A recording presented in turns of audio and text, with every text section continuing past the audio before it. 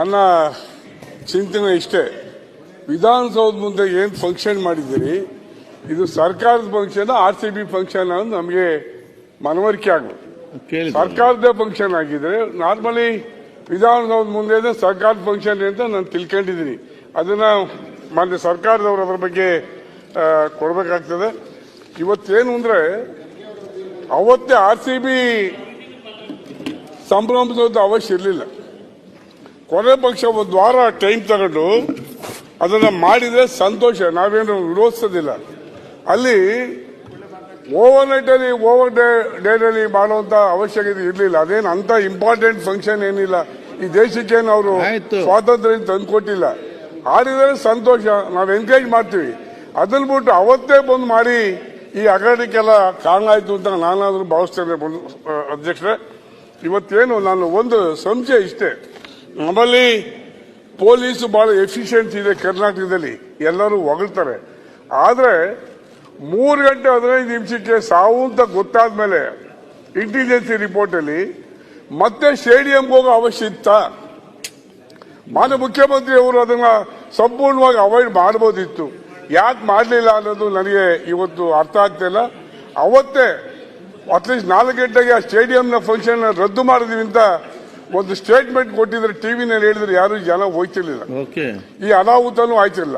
ಇದಕ್ಕೆ ಕಾರಣ ಬಹುಶಃ ಈ ಸರ್ಕಾರ ಜವಾಬ್ದಾರಿಯನ್ನು ಹೊರ್ತದೆ ಅಂತ ನಾನು ತಿಳ್ಕೊಂಡಿದ್ದೇನೆ. ಯಾಕೆ ಹೋಗುದು, ಇದು ಸರ್ಕಾರಿ ಫಂಕ್ಷನ್, ಸರ್ಕಾರ ಜನಗಳ ಜವಾಬ್ದಾರಿಯನ್ನು ಹೊರಬೇಕು, ಜನಗಳ ಯೋಗಕ್ಷೇಮವನ್ನು ನೋಡಬೇಕು.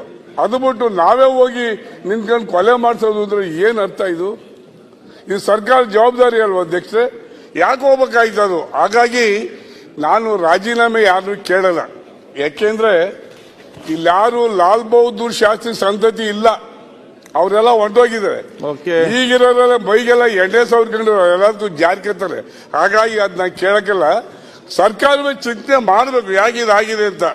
ಇವು ಸರ್ಕಾರ ಜವಾಬ್ದಾರಿ ತಗೊಂಡು ಏನು ಇವತ್ತು ನಮ್ಮ ಅಶೋಕ್ ಅವ್ರು ಕೇಳಿದಂತೆ ಕೊನೆ ಪಕ್ಷ ಒಂದು ಕ್ಷಮೆನಾರ ಕೇಳಬೇಕು.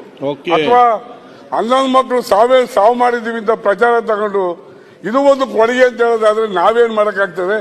ಅದನ್ನ ಸರ್ಕಾರವೇ ತೀರ್ಮಾನ ಮಾಡಲಿ. 11 ಅಮಾಯಕ ಮಕ್ಕಳನ್ನ ಕೊಲೆ ಮಾಡಿ ಇವತ್ತು ಸರ್ಕಾರ ನಾನು ಸಾಧನೆ ಮಾಡಿದ್ವಿ ಅಂತ ಹೇಳಿದ್ರೆ ಇದಕ್ಕಿಂತ ಅವಮಾನ ಮತ್ತೊಂದಿಲ್ಲ. ಹಾಗಾಗಿ ನಾನು ಮಾನ್ಯ ಮುಖ್ಯಮಂತ್ರಿಯವರಲ್ಲಿ ಈ ಸರ್ಕಾರಕ್ಕೆ ವಿನಂತಿ ಇಷ್ಟೇ, ಹೆಚ್ಚೇನು ಮಾತಾಡಿದ್ರೆ ಬಹಳಷ್ಟು ಮಾತಾಡಿದ್ದಾರೆ. ಇವತ್ತು ಸರ್ಕಾರ ತಪ್ಪು ಮಾಡಿದೆ, ಇಲ್ಲ ಅಂತ ಎಲ್ಲೋ ಒಂದ್ ಕಡೆ ಅವರು ಹೇಳಿದ್ದಾರೆ ನಮ್ಮಿಂದ ತಪ್ಪಾಗಿದೆ ಅಂತ.